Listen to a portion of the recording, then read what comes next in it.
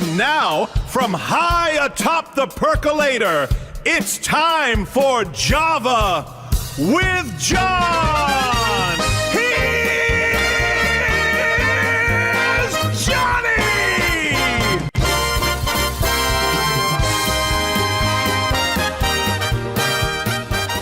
Heidi ho. Yes. Good afternoon, sir. Java with John. It wouldn't be. I have to toast you with my one. Well, actually, I have a second cup here, so nothing in this one though. So I'm faking this one. That's a good morning, Haas cup. Does second cup still exist? That I don't know. Anyways, we're on air. It looks like we got through that part.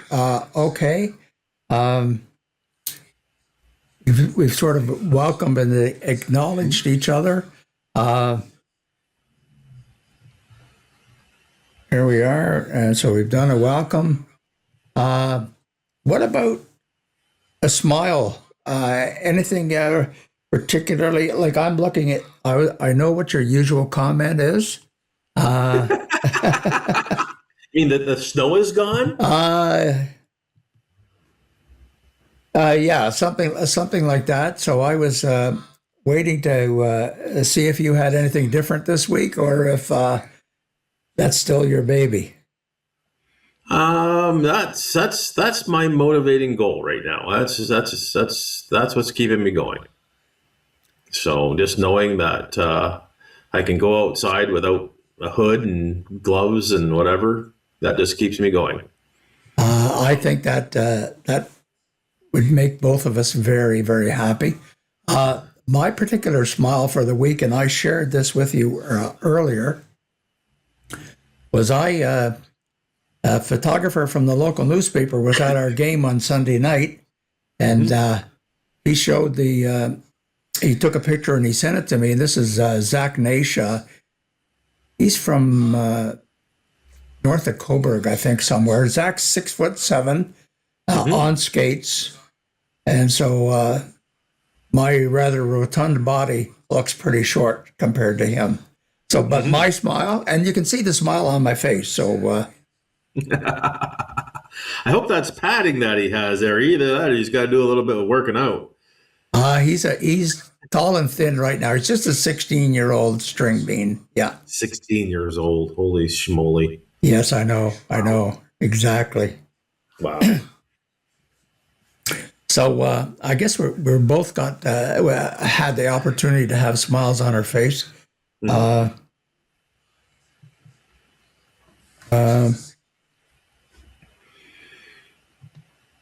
Oh yeah, there we go. March 24th, on this day. Yes.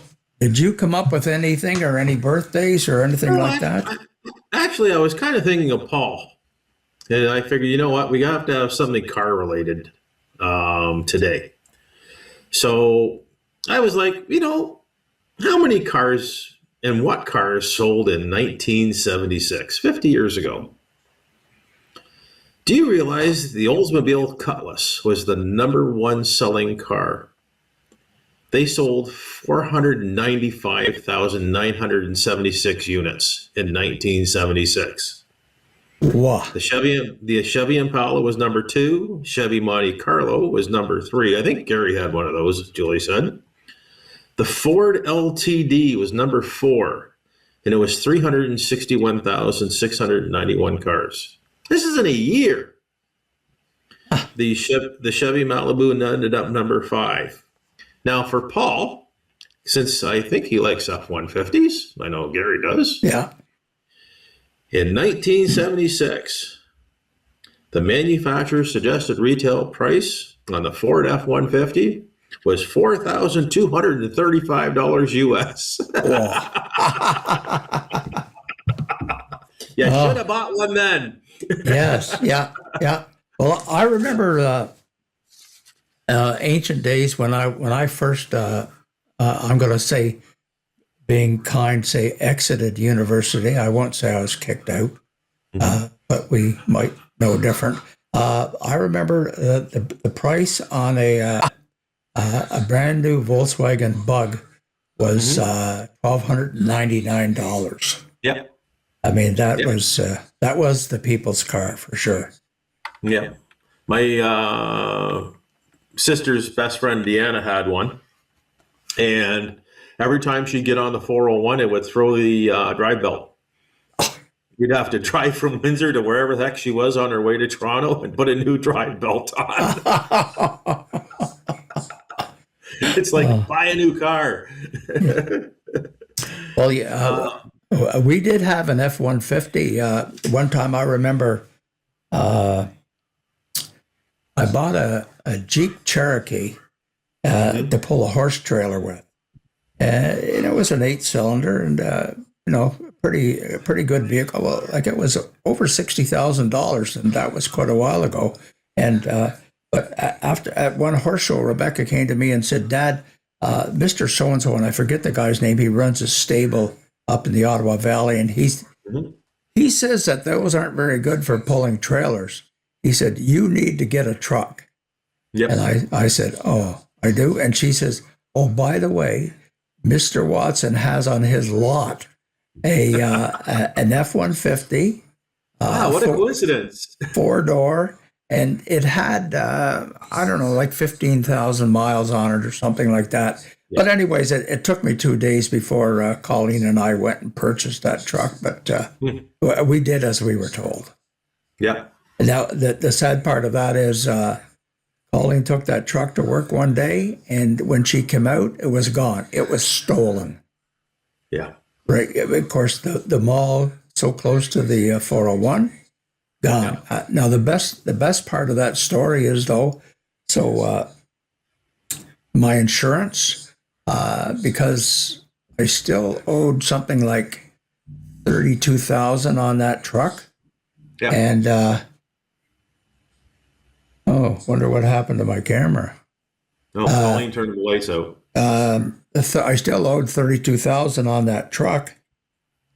And there we go. We can't notice, right? And the insurance company came up with a deal where they said the best they could find was $35,000. So they gave me $35,000, and which $32,000 I had to pay to Ford to cover it, and we were back in business.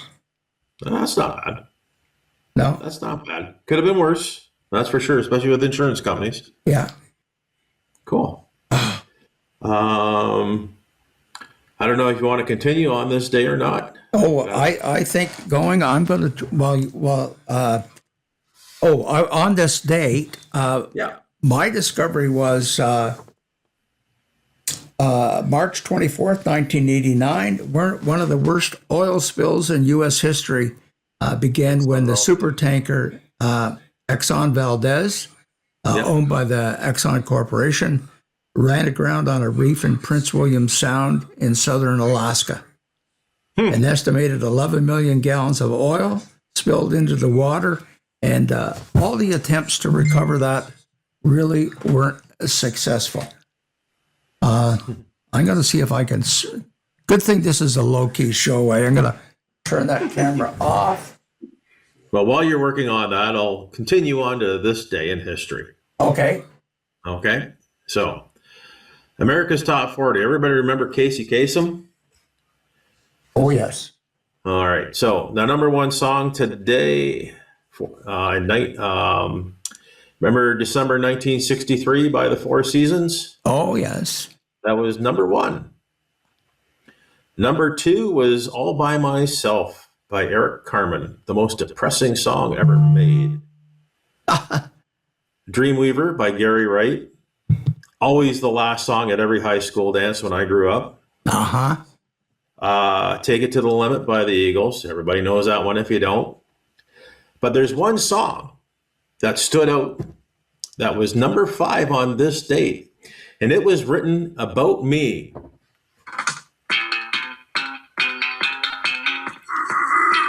Love Machine by The Miracles.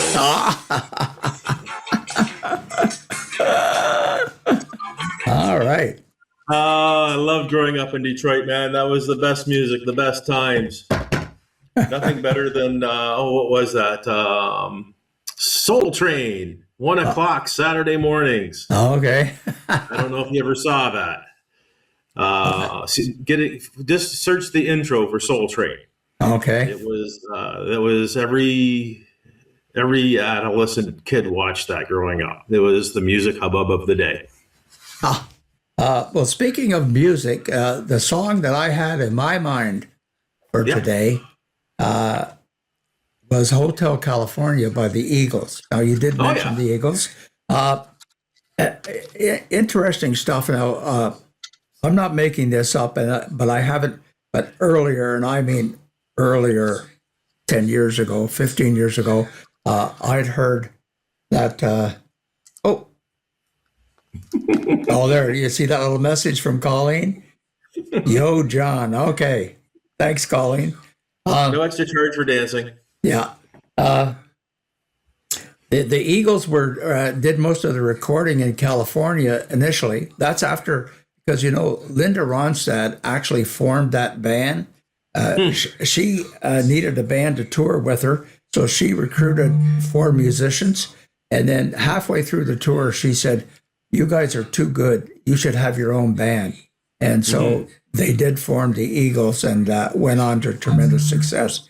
But the Eagles started to write Hotel California. I don't know if it was Don Headley or I think he might have written that when they were in California, but they ran into an issue with the studio. And so they moved to Florida, and it took them 8 months in the studio because they were perfectionists before they actually did a final take on Hotel California. But the reason that I like it is because Joe Walsh has that guitar riff at the end, and I had the time. So with Don Felder and Joe, they did that guitar riff together.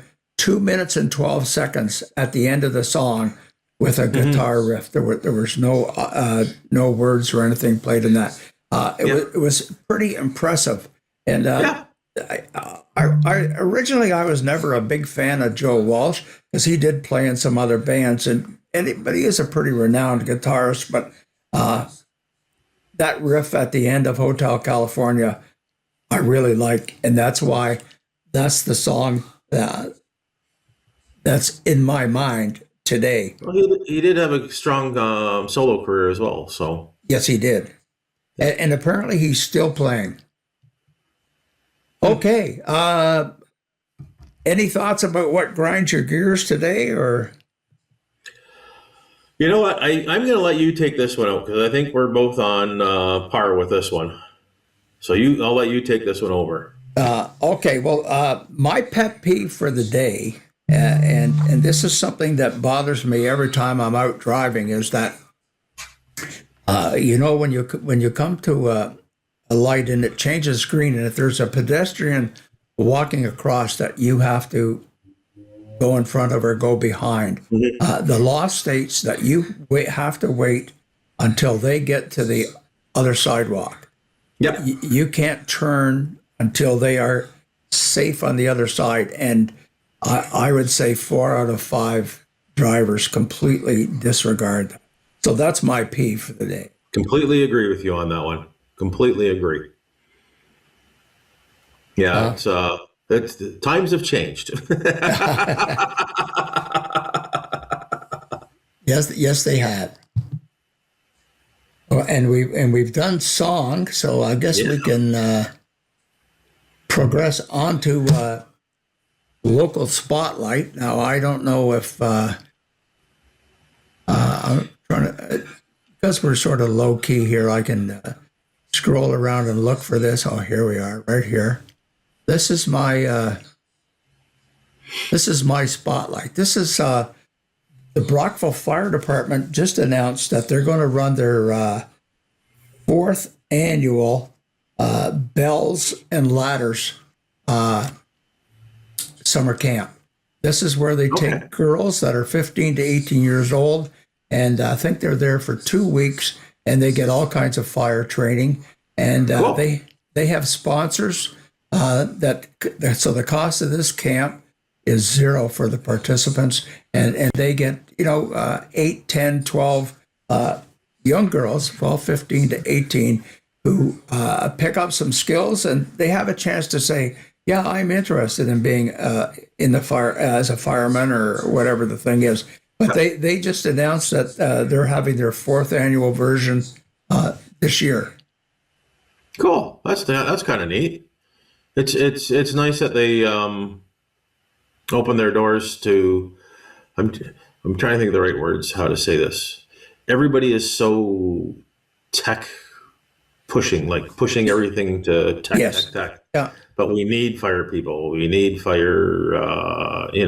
Yes. Yeah. Yeah. And Yeah. So that was my local report. Did you have anything out of the Bradford, Toronto area, or? We had so much snow this year. We don't have, you have a huge front yard. Okay. You know how narrow ours are. Yes. When you get into suburbia of Toronto. We still have between houses 4+ feet of snow in some areas. Because we had so much snow over the season, you have no place to put it but between your houses. Yeah. So we're still waiting on a little bit of a nasty thaw in some places. Beyond that, it's just Bradford, suburbia. Our gas, okay, I can say this. Our gas prices are statistically 5 cents higher than anywhere else. That is the problem of living in a commuter town. Because if it's $1.50 in Toronto, it's $1.55 here because they know you have to buy it or you can't go to work. Yeah. Well, and I haven't looked in the last year or so, but I know statistically Barrie was the most expensive city in Canada to live in. Yeah. And you're right in the shadows there. So, yeah. You guys are affected by everything that hits them, hits you. No, it's funny because this is not a pet peeve, but this is grinding my gears. So you don't buy a house in Toronto for $1 million. So you buy a house in Barrie, which is an hour and whatever away. You buy a house for $700,000. I saved $300,000. Yay. But you go in the course of a 30-year mortgage through 6 cars. And it's not just the cost of the cars; it's the hassle of driving into the city. Yeah, I mean, and a daily commute is, I think, mentally very demanding. Not that I've ever done it. Well, I did 12 miles to Prescott, and I would see 3 cars on my way there and 4 on my way back. But that's it. Well, when I used to commute to Toronto, it was a little bit different because I was doing the reverse of everybody else. So my drive wasn't bad. So if everybody was going north, I was going south, if that makes any sense. But yeah, I don't get it.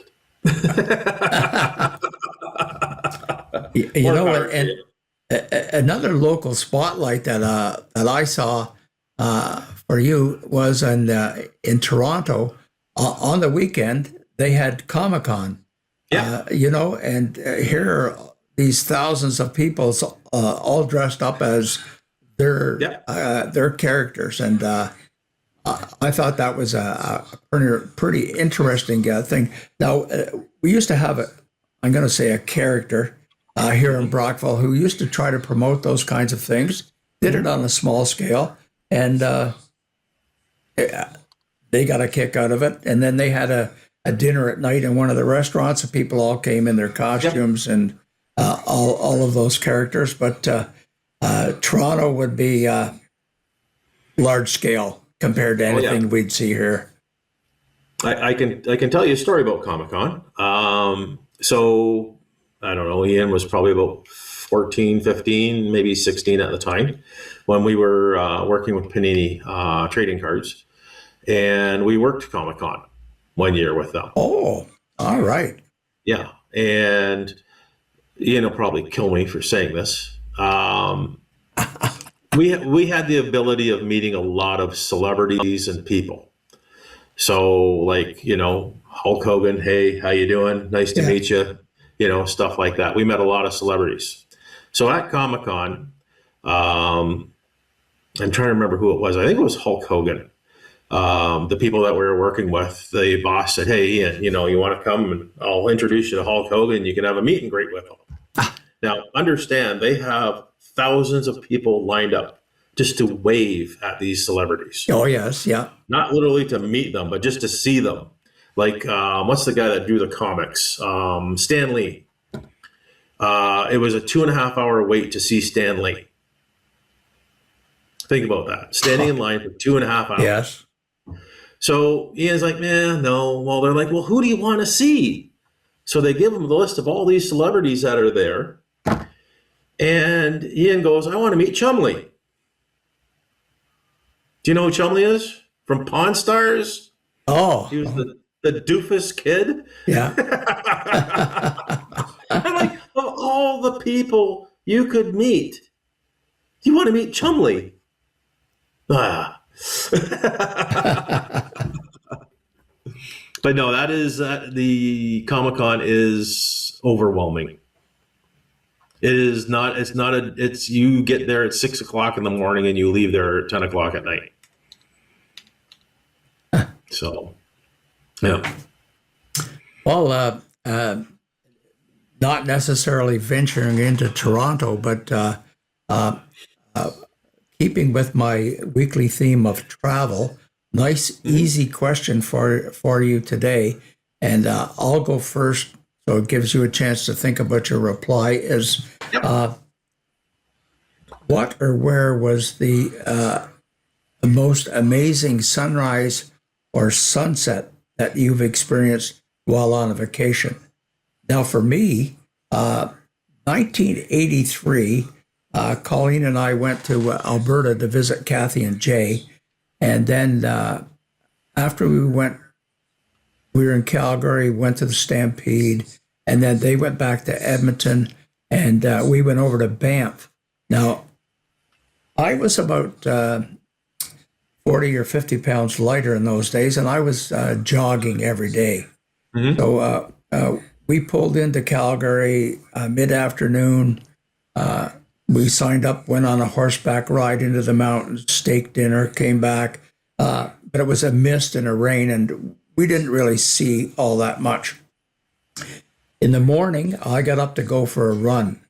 Came out of the underground parking lot to the amazing sunrise, a mountain in the distance, and it was tall, and the sunshine was just amazing and almost blinding. And I'll never forget that sunrise. That was the biggie for me. Yeah, sunrise is always like one of the best times to just be out. I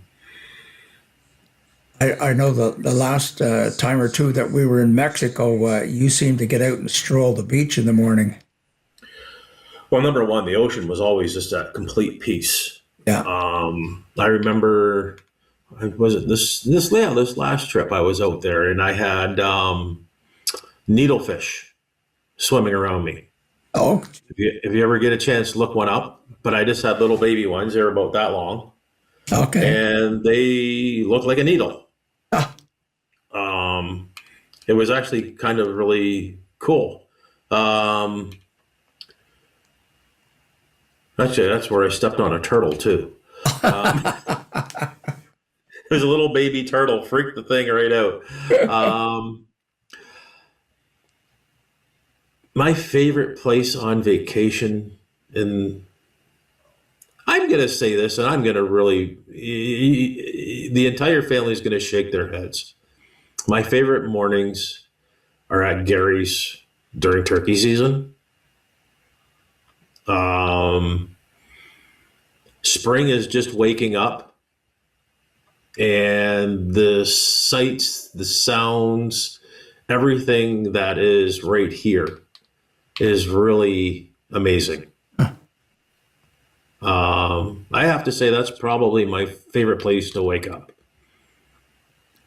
Okay, okay, but now you have to clue this guy in who's not familiar. So is turkey season spring, summer, fall, Thanksgiving? Spring. I don't know.